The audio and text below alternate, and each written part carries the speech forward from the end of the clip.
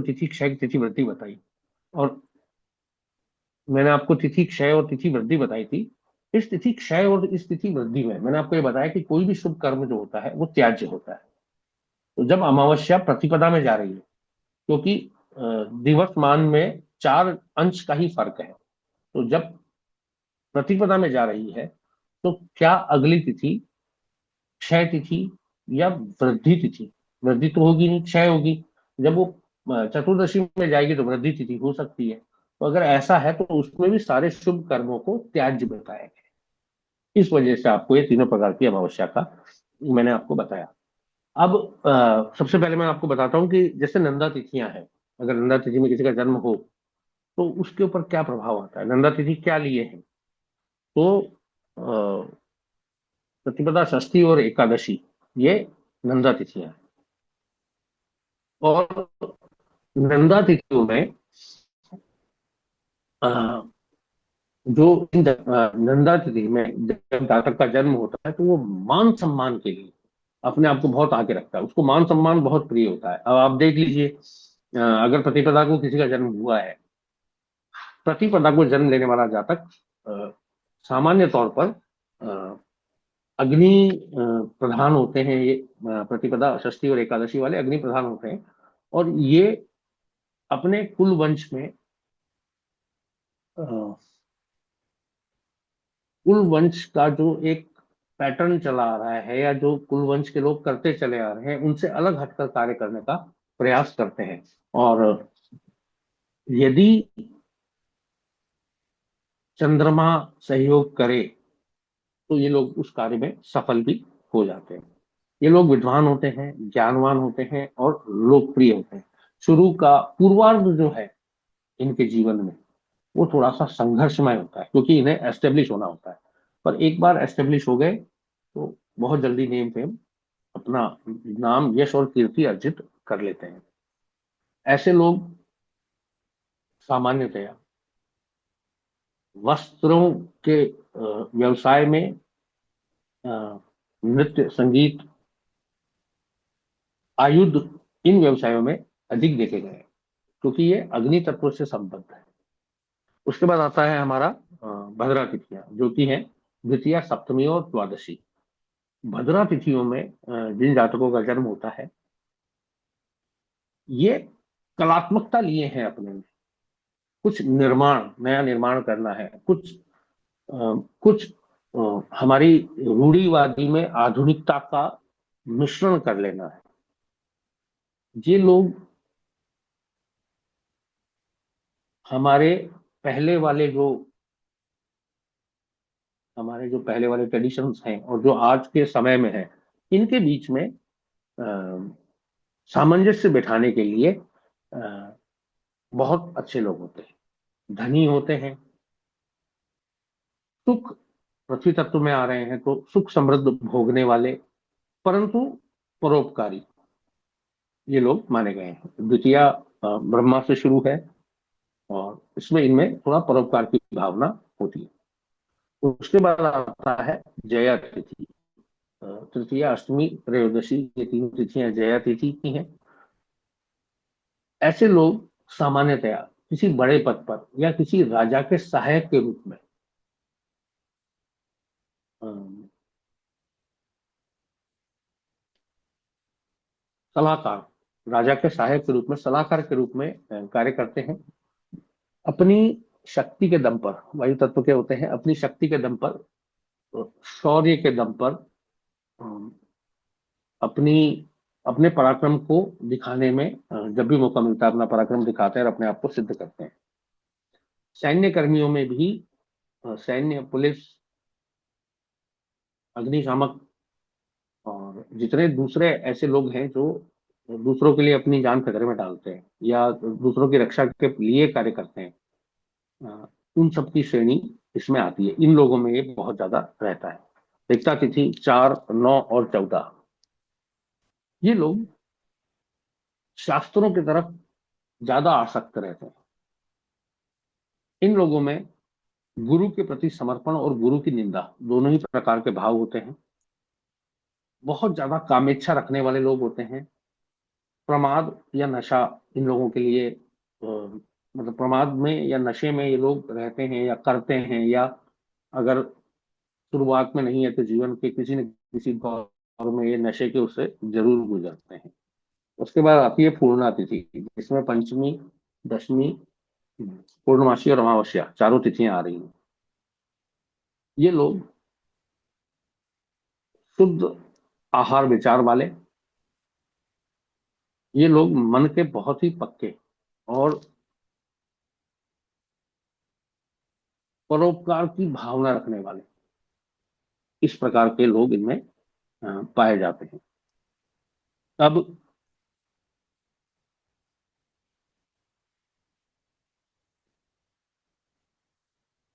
अ, तिथियों में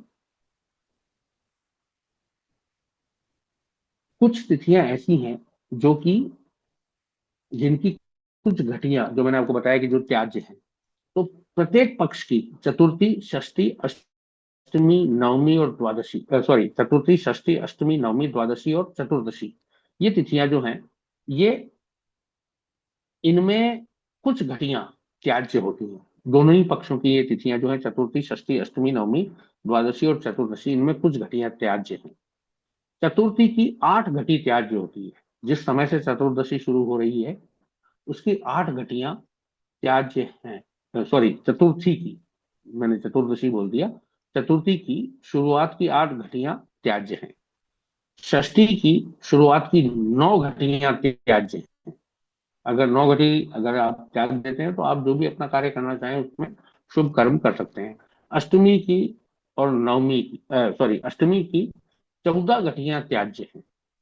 शुरू की 14 घटियां अगर आप निकाल दें, 2.5 घटी का 1 घंटा होता है, तो उस हिसाब से आप कैलकुलेट कर लीजिए। नवमी तिथि की 25 घटियां त्याज्य हैं। नवमी तिथि की 25 घटियां त्याज्य हैं। द्वादशी तिथि द्वादशी तिथि की 10 घटियां त्याज्य हैं, और चतुर्दशी तिथि की शुरुआती 5 घटियां ये त्याज्य हैं। अब इसके बाद तिथियों की ही अगर बात की जाए तो इसमें पर्व तिथियां आती हैं, गल ग्रह तिथियां आती हैं।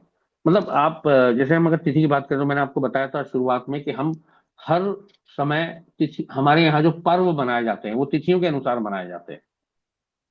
और उन तिथियों का विशेष महत्व है। अब आप निर्दिष्ट, अगर आप तिथियों के कर्म लिखना चाहें कि क्या करना चाहिए, तो वो मैं आपको लिखवा दूं अगर आप चाहें तो, या मैं बोल दूं अगर आप बाद में लिखें, बताइए। फिर मैं आपको बताता हूँ मास शून्य तिथियां शुक्ल पक्ष की कौन सी है, कृष्ण पक्ष की कौन सी है, पक्षरंध्र तिथियां बता देता हूँ। समझ में आ रहा है आप लोगों के?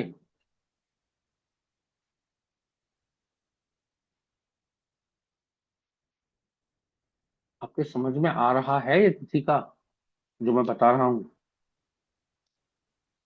मैं इसके कर्म बता देता हूँ, कौन कौन से कार्य करने, और किस किस प्रकार के कार्य कौन कौन सी तिथि पे किया जाता है। जैसे अभी मैंने आपको बताया अशुभ है, शुभ है, या ये नंदा भद्रा जय रिक्ता पूर्णिमा पूर्णा की कैटेगरी में है।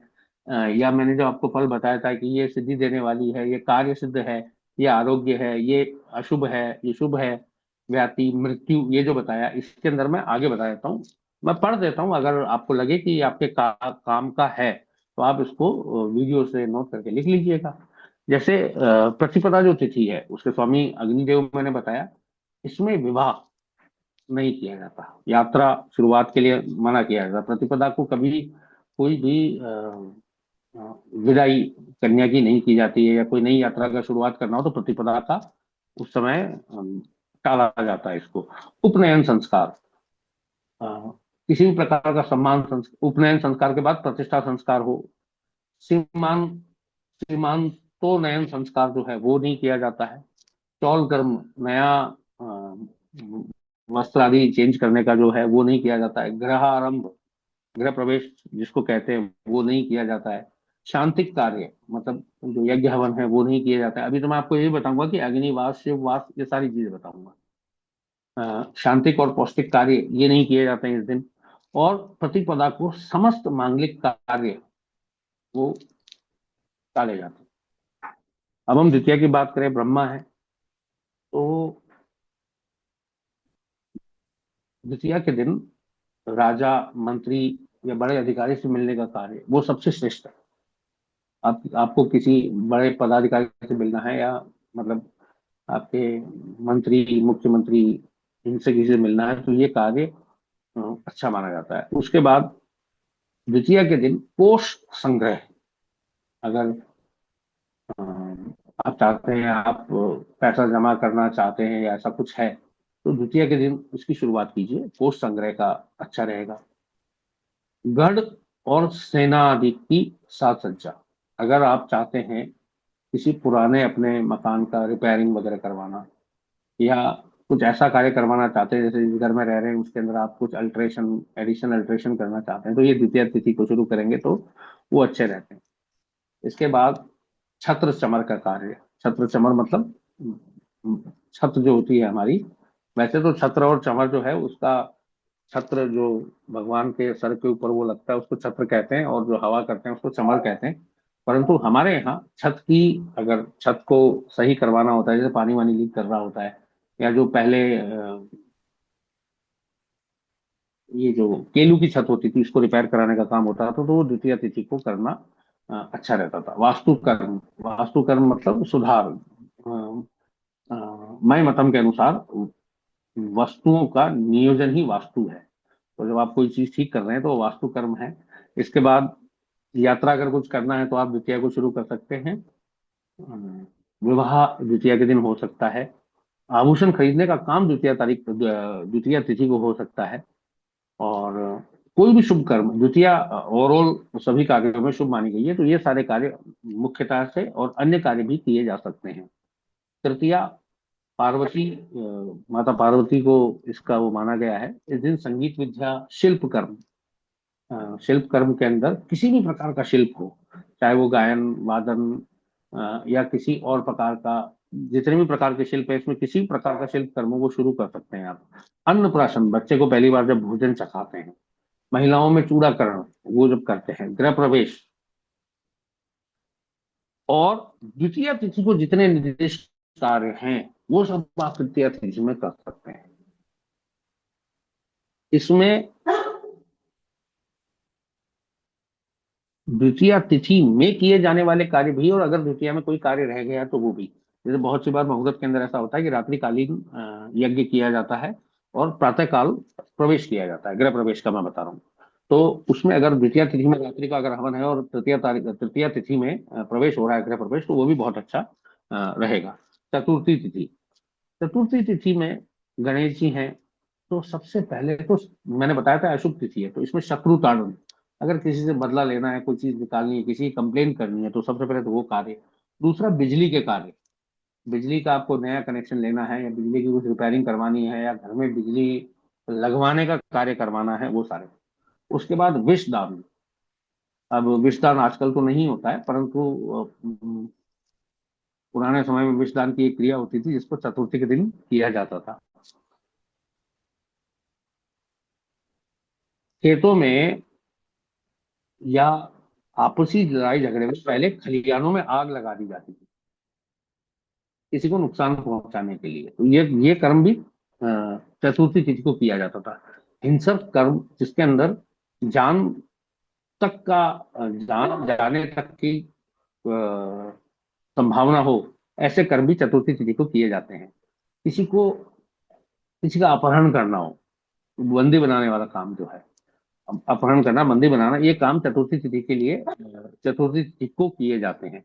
और अगर किसी पे शस्त्र प्रयोग आदि करना है, तो ये भी चतुर्थी तिथि को जो कर्म है ये किए जाते हैं। इसमें कोई भी शुभ कार्य नहीं किया जाता है। इसके बाद आती है तिथि पंचमी। पंचमी तिथि में जितने चर कार्य हैं, जितने स्थिर कार्य हैं, वो सब कर सकते हैं आप। परंतु पंचमी को किसी को ऋण नहीं देना है। अगर आपने पंचमी को किसी को ऋण दे दिया, तो वो ऋण वापस लौटकर नहीं आएगा। षष्ठी तिथि में सभी शिल्प कार्य। अब इसमें शिल्प कैसा है, तो षष्ठी भगवान कार्तिकेय, जो कि शिव पार्वती के पुत्र है, गणेश जी के बड़े भाई हैं, उनसे लिया गया है। मयूर उनका वाहन है। साज सज्जा से रिलेटेड शिल्प कर्म जितने हैं वो षष्ठी तिथि से शुरुआत करने पर अच्छा रहता है। गृह प्रवेश षष्ठी तिथि पर करने को अच्छा रहता है। वस्त्र अलंकार आभूषण इत्यादि की खरीदी जो है वो षष्ठी तिथि को करनी अच्छी रहती है। इस दिन दंत धावन, डेंटल से रिलेटेड कोई भी कार्य करना, काष्ठ कर्म, लकड़ी से रिलेटेड कोई कार्य शुरू करवाना, और पितृ कर्म, मतलब जो पितृकर्म में हमारे पिंडदान इत्यादि के जो भी कर्म है, ये कर्म वर्जित बताए गए हैं। कौन कौन से? दंत धावन, अ, काष्ठ कर्म और पितृकर्म, ये तीन कर्म इसमें वर्जित बताए गए हैं। अब आती है तिथि सप्तमी। सप्तमी तिथि में हस्ती कर्म, विवाह, संगीत कर्म, वस्त्राभूषण निर्माण और उनको धारण करना, गृह प्रवेश, वधु प्रवेश, द्वितीया और पंचमी के जितने निषिद्ध कार्य थे वो सप्तमी में किए जा सकते। सप्तमी भद्रा के अंतर्गत आ रही है, नंदा भद्रा, भद्रा के अंतर्गत आ रही है, परंतु इसमें पंचमी और तृतीया के जो छूटे हुए कार्य हैं वो आप इसमें कर सकते हैं। सगाई, आपने देखा होगा आज के समय में तो सगाई एक ही दिन में हो जाती है। पहले सगाई एक दिन होती थी, 2 दिन रुकते थे, उसके बाद शादी होती थी, या बारात जो आती थी वो 3 दिवस तक रुकती थी। तो ये पैटर्न जो है वो इस प्रकार से फॉलो किया गया था। अष्टमी, अष्टमी के स्वामी शिव हैं। अष्टमी तिथि युद्ध के लिए सबसे अच्छी तिथि। आमोद प्रमोद, जिसके अंदर आखेट, आखेट मतलब शिकार, उसके बाद रत्न परीक्षा, शस्त्र धारण, ये सब इस दिन किए जा सकते हैं। मांस भक्षण अष्टमी तिथि को बिल्कुल त्याज्य है। इस दिन मांस भक्षण से संबंधित कोई कार्य नहीं किया जाता है। उसके बाद आती है नवमी तिथि दुर्गा की। तो चतुर्थी में जो कर्म थे, चतुर्थी में मैंने आपको क्या बताया था? शत्रुतारण, बिजली के कार्य, विषदान, हिंसक कर्म, बंदी बनाना, आग लगाना इत्यादि इत्यादि जो सारे कर्म थे, वो सारे कर्म नवमी में। इसके अलावा कलह, जुआ खेलना, शराब बनाना, मद्य निर्माण, आखेट मतलब शिकार, तथा शस्त्र निर्माण, नए शस्त्री बना लेना, ये सब नवमी तिथि में किए जाते हैं। ये बहुत अच्छा रहता है, अगर इस दिन शुरुआत की जाए तो उसमें आप सक्सेस पा जाएंगे। दशमी तिथि यम की है। द्वितीय तिथि, तृतीय तिथि, पंचमी तिथि, सप्तमी तिथि में जो सारे कर्म हैं वो दशमी में हमें नहीं करने हैं। इस दिन हाथी घोड़े से संबंधित अर्थात वाहन से संबंधित कोई कार्य करे तो वो आपका शुभ रहेगा। एकादशी में मैंने आपको बताया था कि यज्ञ यज्ञ, दान, उद्यापन इत्यादि के कर्म किए जाते हैं। विशेष रूप से व्रत, अच्छा, यज्ञोपवीत चेंज करना, देव महोत्सव मनाना, धर्म कर्म से संबंधित जितने कार्य हैं, और वस्त्रालंकार से रिलेटेड कार्य भी एकादशी को कर सकते हैं। परंतु कोई भी शुभ कार्य इस दिन भी हम थोड़ा सा अवॉइड करते हैं, क्योंकि एकादशी को भूखी तिथि बताया जाता है, और वैष्णवों को तो भोजन ग्रहण ही नहीं करना चाहिए इस दिन, जो भगवान विष्णु को मानते हैं। द्वादशी तिथि, अ, इसके स्वामी श्री हरि विष्णु हैं। जितने भी स्थिर और चर कार्य हैं ये आप द्वादशी तिथि को कर सकते हैं। मांगलिक जितने आयोजन है वो आप द्वादशी तिथि को कर सकते हैं। इस दिन गृह प्रवेश और अ, किसी नई जगह के लिए यात्रा प्रारंभ, वो इसमें निर्दिष्ट बताया गया है। इस दिन अगर आप ये कार्य करेंगे तो आपको इसका फल नहीं मिलेगा। उसके बाद आती है त्रयोदशी तिथि। अब त्रयोदशी में शुक्ल पक्ष की त्रयोदशी तो ग्राह्य है, परंतु द्वितीया, तृतीया, पंचमी, सप्तमी, दशमी में जितने निर्दिष्ट कार्य थे वो शुक्ल पक्ष की त्रयोदशी में करना श्रेष्ठ है। शुक्ल पक्ष की त्रयोदशी, अपना पक्ष शुक्ल है, अर्थात ये पक्ष अमावस्या से शुरू हुआ और पूर्णमासी की तरफ जा रहा है। इसमें यज्ञोपवीत के अलावा सभी मांगलिक कार्य किए जाने श्रेष्ठ बताए जाते हैं। उसके बाद चतुर्दशी है। चतुर्दशी में विषदान सबसे पहले, शस्त्र धारण, दुष्ट कर्म, ये सब किए जा सकते हैं। यात्रा और क्षौर कर्म, हेयर कटिंग और यात्रा, ये दो चीज वर्जित है। इसमें सभी जातक के रूप में है, महिला पुरुष में कोई भी भेद नहीं किया गया है। उसके बाद पूर्णिमा, पूर्णिमा में विवाह। सबसे पहले पूर्णिमा, क्योंकि चंद्रमा 16 कला संपूर्ण है, चंद्रमा जल तत्व का है, जलाशयों का निर्माण कराना, जलाशयों को अ, साफ करना, शुद्धि करना, ये सारे कार्य पूर्णिमा पर किसी बगीचे या वाटिका की प्रतिष्ठा करना, अ, कोई मंदिर की प्रतिष्ठा करना या देव प्रतिष्ठा करना, कोई याज्ञिक या शांतिक कार्य करना, ये सारे पूर्णिमासी में करना श्रेष्ठ बताया गया है। और अमावस्या के लिए तो मैंने आपको बताया, पितरों की है। हमारे कुल वंश के वे लोग जो अब इस दुनिया में नहीं है, वे सब हमारे पितृ हैं। तो इस दिन पितृ कर्म और दान का विशेष महत्व बताया गया है। इसमें कोई भी शुभ कर्म नहीं करना चाहिए। इसके बाद आइए अब आप मास शून्य तिथियां। ऐसी तिथियां जिन विशेष मास में विशेष तिथि कोई प्रभाव नहीं देती, मास शून्य हो जाती है, वो तिथियां मास शून्य होती हैं। ज्योतिष में मास शून्य तिथियों का बहुत महत्व है। अगर मास शून्य तिथि पर आपका कोई भी ग्रह आ रहा है या उस मास में उस तिथि का स्वामी उस पर्टिकुलर मंथ में आपको वो रिजल्ट नहीं दे पाएगा, जो कार्य उसको जो कार्य का रिजल्ट देना चाहिए वो रिजल्ट नहीं दे पाएगा। तो चैत्र मास से शुरू कर देते हैं। चैत्र मास में कृष्ण पक्ष और शुक्ल पक्ष में अष्टमी और नवमी, दोनों ही पक्षों की अष्टमी और नवमी मास शून्य होती है। मैं आगे के वीडियोस में आपको इन मास शून्य तिथियों का प्रभाव और लिखवा दूंगा। एक बार आप ये लिख लें कि कौन से महीनों में कौन सी तिथियां मास शून्य है। तो चैत्र मास में अष्टमी और नवमी, कृष्ण पक्ष और शुक्ल पक्ष दोनों ही पक्षों में जो है मास शून्य कहलाती है। वैशाख मास में द्वादशी तिथि मास शून्य तिथि कहलाती है। ज्येष्ठ मास में चतुर्दशी तिथि चतुर्दशी तिथि कृष्ण पक्ष की और त्रयोदशी तिथि शुक्ल पक्ष की मास शून्य कहलाती है। शुक्ल पक्ष की त्रयोदशी और कृष्ण पक्ष की चतुर्दशी मास शून्य कहलाती है। आषाढ़ मास में कृष्ण पक्ष की षष्ठी और शुक्ल पक्ष की सप्तमी मास शून्य कहलाती है। श्रावण मास में दोनों ही पक्षों की द्वितीया और तृतीया मास शून्य कहलाती है। भाद्रपद मास में चैत्र वैशाख ज्येष्ठ आषाढ़ श्रावण भाद्रपद, भाद्रपद मास में प्रथमा और द्वितीय तिथि दोनों ही पक्षों की मास शून्य कहलाती है। अर्थात इस दिन कोई भी कार्य करना हम अच्छा नहीं मानते, शुभ कार्य नहीं करना चाहिए। उसके बाद अश्विन मास की दशमी और एकादशी तिथि ये मास शून्य है। कार्तिक मास की में कृष्ण पक्ष की पंचमी और शुक्ल पक्ष की चतुर्दशी, कृष्ण पक्ष की पंचमी और शुक्ल पक्ष की चतुर्दशी मास शून्य है।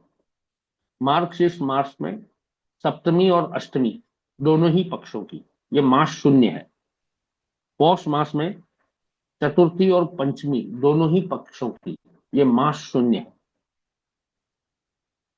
पौष में चतुर्थी पंचमी, उसके बाद हाँ, माघ मास में कृष्ण पक्ष की पंचमी और शुक्ल पक्ष की षष्ठी ये मास शून्य है। और फाल्गुन मास में कृष्ण पक्ष की चतुर्थी तथा शुक्ल पक्ष की तृतीया ये मास शून्य कही जाती है। यहां तक क्लियर है? तो आप लोगों को कोई प्रश्न है तो पूछ लीजिए। अभी तक जो मैंने बताया उसके अंदर अगर आपको कोई समस्या है, कोई डाउट है, कोई प्रश्न है आपके मन में आ रहा है तो आप उसको पूछ सकते हैं। बताइए। देखिए, जो मास शून्य तिथियां हैं, आप लोग कोई भी कर्म करें, कोई भी कार्य करें, मास शून्य तिथियों को हटा देना चाहिए। अ, मास शून्य तिथियों में किए गए कार्य अपनी शुभता नहीं दे पाते। अब उसके बाद मास शून्य तिथियां मैंने आपको बता दिया, तिथियों के किए जाने वाले कर्म बता दिए। अब इसमें एक तिथि योगिनी चक्र और होता है जिसमें दिशा देखी जाती है। और देखिए, योगिनी अष्टमी तिथि अब हम कैसे लेंगे, तो अमावस्या से शुरू करके लेंगे। तो शुक्ल पक्ष की अष्टमी और अमावस्या, ये दो तिथियां जो हैं, इसमें योगिनी ईशान कोण में होती है। योगिनी वाहन से संबद्ध है, ये ईशान कोण में होती है। उसके बाद तृतीया तिथि और एकादशी तिथि को योगिनी आग्नेय कोण में होती है। इसके बाद चतुर्दशी और द्वादशी तिथि को योगिनी नैऋत्य कोण में होती है। और सप्तमी और पूर्णिमा के दिन योगिनी वायव्य कोण में होती है। ये तो हो गए कोण, योगिनी का वास, योगिनी किस दिशा में है। उसके बाद दिशा की अगर बात करें तो प्रथमा और नवमी तिथि को पूर्व दिशा में योगिनी का वास होता है। अब देखिए ईशान कोण जो है वो क्या है, पूर्व और उत्तर का मिलन। द्वितीया और दशमी को, आवाज नहीं आ रही? आवाज तो आ रही है, द्वितीय आवाज आ रही है ना मेरी? द्वितीया और दशमी को जी सर, आ रही है आप। योगिनी उत्तर दिशा में होती है। हाँ, द्वितीया और दशमी को योगिनी उत्तर दिशा में होती है। तो ईशान क्या है, पूर्व और उत्तर का मिलाप कोण है। वहीं पूर्व और दक्षिण का जो मिलाप कोण है, दक्षिण में होती है पंचमी और त्रयोदशी को। पूर्व और दक्षिण का जो मिलान कोण है आग्नेय कोण है। तो आग्नेय में 3-11 को योगिनी होती है और दक्षिण में 5 पंचमी और त्रयोदशी को योगिनी होती है। इसी तरह पूर्व से जब पश्चिम का हम करेंगे, तो क्योंकि हम उत्तर से लेते हैं, नॉर्थ और साउथ को लेते हैं, तो north east north west and south west लेते हैं। तो नॉर्थ ईस्ट हो गया, साउथ ईस्ट हो गया। अब नॉर्थ वेस्ट उत्तर पश्चिम की ओर अगर हम देखें, तो ये सबसे पहले आता है वायव्य कोण। तो वायव्य में सप्तमी और पूर्णमासी को थी। वहीं उत्तर दिशा में पंचमी और दशमी को योगिनी होती है। और दक्षिण की योगिनी थी पंचमी और त्रयोदशी को, और पश्चिम की योगिनी होती है षष्ठी और चतुर्दशी को। और नैऋत्य कोण में योगिनी आती है चतुर्थी और द्वादशी तिथि में।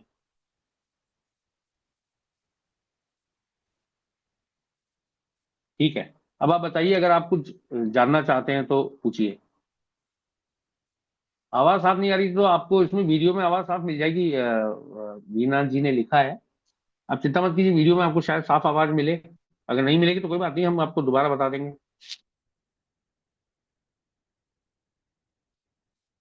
अब अगली बार हम आपको तिथि का अशुभ फल नाशक पदार्थ बताएंगे।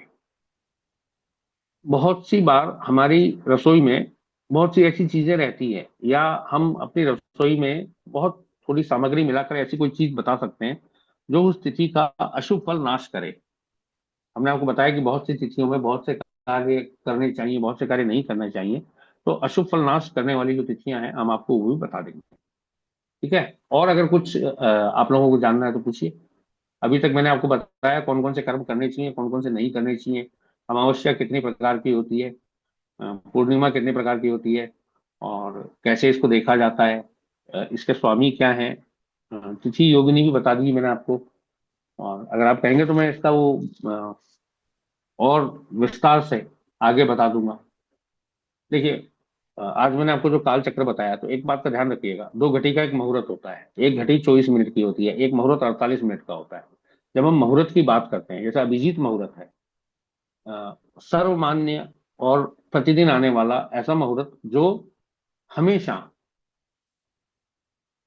जो हमेशा अ, हर कार्य के लिए सिद्ध है, वो अभिजीत मुहूर्त है। तो आप देख लीजिए सूर्योदय से पंचांग जब आप देखेंगे, तो आजकल तो गूगल पे मिल जाता है कि सूर्योदय का टाइम क्या है और सूर्यास्त का टाइम क्या है। उसका बिल्कुल बीच का समय निकाल लीजिए, उससे 24 मिनट आगे और 24 मिनट पीछे का अभिजीत मुहूर्त होता है।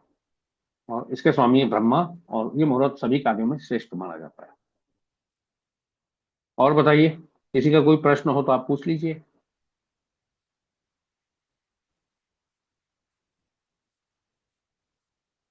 अन्यथा क्लास को यहीं समाप्त करते हैं।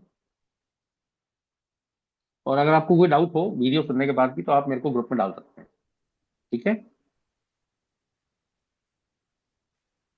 सर आपका बहुत बहुत धन्यवाद समय देने के लिए, आपने अपना अमूल्य समय दिया। बिल्कुल बिल्कुल। बस इसको याद रहे। अब पंचांग जो है मैं बिल्कुल आपको बारीकी से बता रहा हूँ, ये याद जी होना चाहिए। अब सबको लिख ले इसको, जैसे भी करें वीडियो सुन के लिख लें, बहुत काम की चीजें हैं ये। पहले जी तो तिथि और उसके बाद उसका कैसे उसका उपाय क्या है मैं वो भी बता रहा हूँ आपको। जी जी ठीक है ना? ठीक है, ठीक है महाराज साहब, जय जिनेन्द्र। जी।